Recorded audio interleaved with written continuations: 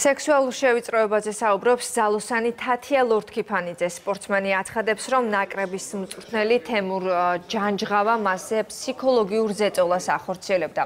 ძალოსნის თქმით, ჯანჯღავასთან შეკრებაზე არ გამოცხადდა, ის ინდივიდუალურად ვარჯიშობდა.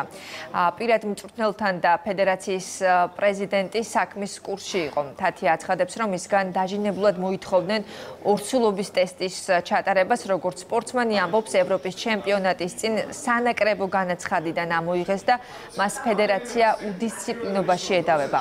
ძალოსნობის ფედერაცია კი ბათუმში მიმდინარე ჩემპიონატის დასრულებამდე კომენტარის გაკეთებას არ აპირებს.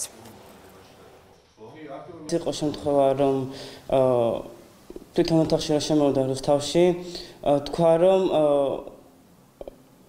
ეს კაცისა და ქალის ურთიერთობა არის მანდუკა, თქვა, რომ კაცი ხო არ გინდაო და რაღაცა ჩემთვის ძალიან მიუღებელი იყო ისეთი რაღაცა. კახის ველაპარაკე მაგ თემაზე.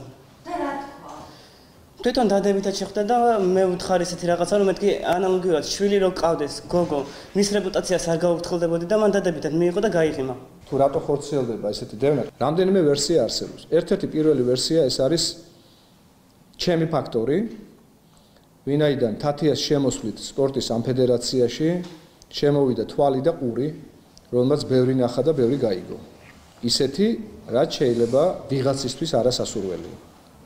გამომდინარე იქიდან, რომ პოლიტიკოსი გახლავართ, გამომდინარე იქიდან, რომ უფლებადამცველიც გახლავართ და არის საკითხები, რომელიც ამა თუ იმ პირის სხვადასხვა დროს შევიწროებასაც უკავშირდება ამ ფედერაციაში.